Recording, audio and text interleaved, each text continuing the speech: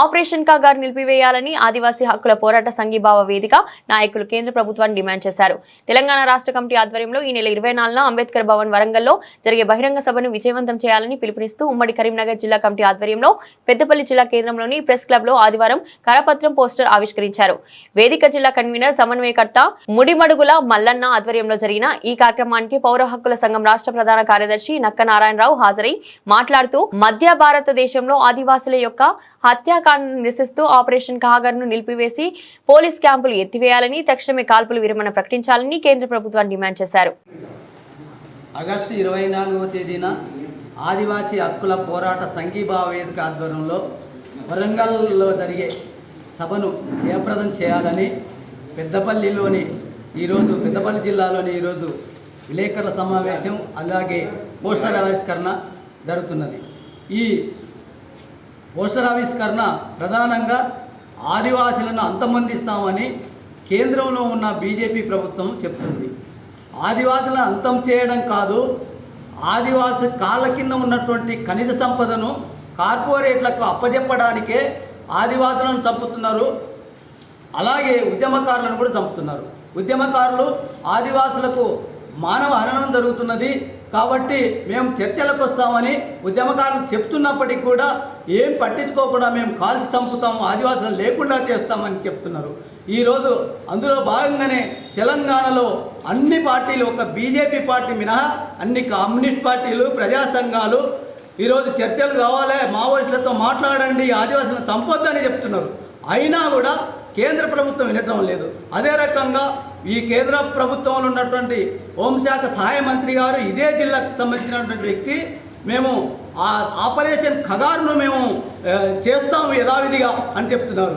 నువ్వు మనుషులను చంపడం కాదా, ఈ దేశంలో ఉన్నటువంటి కుల నిర్మూలన చేయి, ఈ దేశంలో ఉన్నటువంటి పేదరికాన్ని నిర్మూలన చేయి, ఈ దేశంలో ఉన్నటువంటి రైతాంగ సమస్యలను పరిష్కారం చేయి. ఆ రకంగా చేయకుండా మనుషులను చంపడం తీవ్రంగా ఖండిస్తున్నాం. అందులో భాగంగానే ఈ తెలంగాణలో జరిగే భారీ బహిరంగ సభకు వరంగల్లోకి వచ్చి జయప్రదం చేయవలసిందిగా మేము ప్రజా సంఘాలకు, ప్రజలకు, ప్రజాస్వామిక వాదులకు, రైతులకు అందరికీ విజ్ఞప్తి చేస్తున్నాం. మధ్య భారతంలో ప్రధానంగా బస్తర్లో లక్షలాది సాయుధ బలగాలను దింపి దాన్ని ఒక పెద్ద కంటోన్మెంట్ ఏరియాగా మార్చారు. అక్కడ ఆదివాసుల జీవించే హక్కు, జీవనోపాధి హక్కు పూర్తిగా ప్రమాదంలో పడినాయి.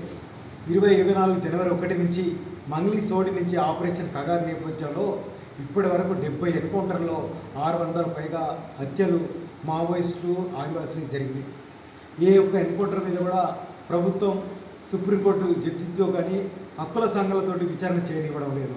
అక్కడ ఒక నరసంహారం కొనసాగుతున్నది. తను నరసంహారం చేస్తూనే అదే బీజేపీ పార్టీ హైదరాబాద్లో, వరంగల్లో, కరీంనగర్లో నరమేధ పేరుతో మావోయిస్టులు చేస్తున్నట్టుగా ప్రచారం కూడా చేస్తున్నది. ఇవన్నీ కూడా కేవలం 70 లక్షల కోట్ల విలువైన ఖనిజ సంపదను కార్పొరేట్లకు అప్పగించడం కోసం ప్రభుత్వం చేస్తున్న యుద్ధం. ఈ యుద్ధాన్ని ఒక 52 సంఘాలు కలిసి ఆదివాసీ హక్కుల పోరాట సంఘీభావ వేదికగా ఏర్పడి ఇప్పటికి మనం 2 తెలుగు రాష్ట్రాల్లో కూడా మనం సభలు, సమావేశంలో, ఆందోళనలు, ర్యాలీలు చేస్తున్నాం. అందులో భాగంగా ప్రధానంగా వరంగల్ అంబేద్కర్ భవన్లో 24 ఆగస్టు 24న సభ చేస్తున్నాం.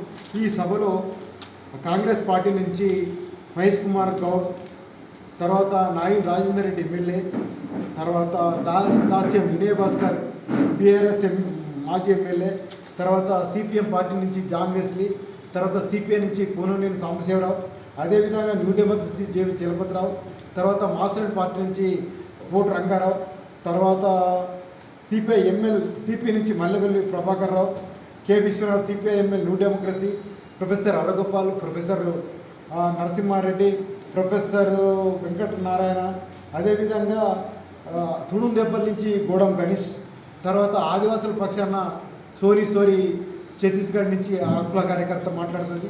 అదేవిధంగా బేలబాటియా వస్తుంది. తర్వాత కుల నిర్మాణ పోరాట సంబంధించి పూర్వం అభినవ్, తర్వాత పౌరకుల సంఘం నుంచి నారాయణరావు, అదేవిధంగా తుడుందెబ్బ నుంచి రమణ లక్ష్మయ్య, అదేవిధంగా ఏఎఫ్టియు నుంచి రత్నకుమార్ గారు, అందరం వక్తలుగా మాట్లాడతాం.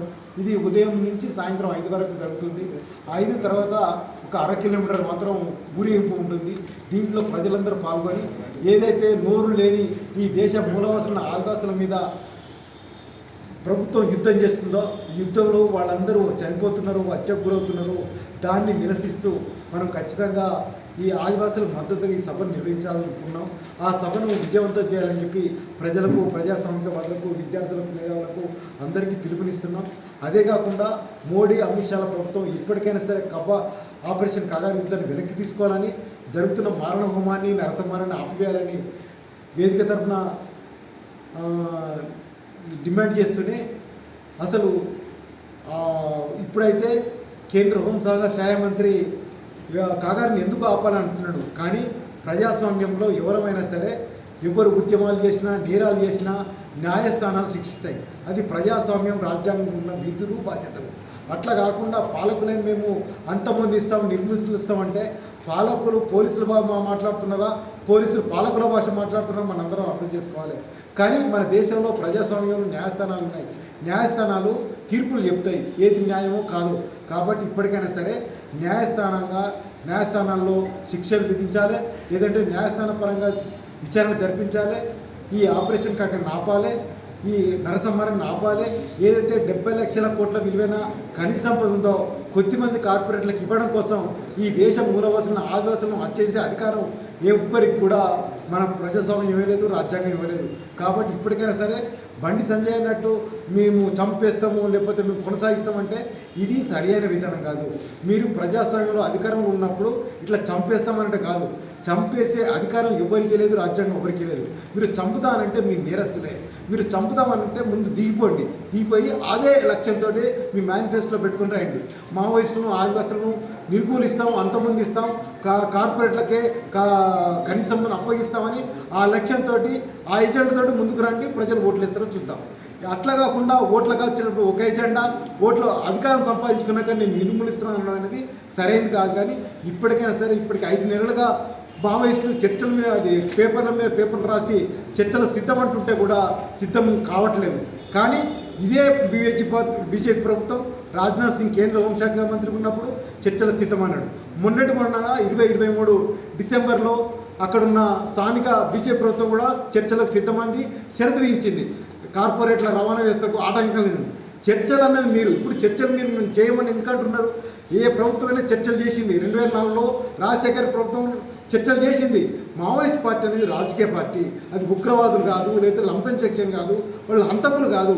ఇప్పటికైనా సరే నిషేధం ఎత్తివేసి వాళ్ళతో చర్చలు జరిపి మధ్యపడతంలో కాదు, దేశంలో ఒక శాంతియుతమైన ప్రజాస్వామ్య పరిస్థితులు కొనసాగించాలని చెప్పి ఆ డిమాండ్తో ఆగస్టు 24న జరుగుతున్నటువంటి బహిరంగ సభను ప్రజలందరూ పాల్గొని విజయవంతం చేయాల్సిందిగా ప్రజలందరికీ విజ్ఞప్తి చేస్తున్నారు.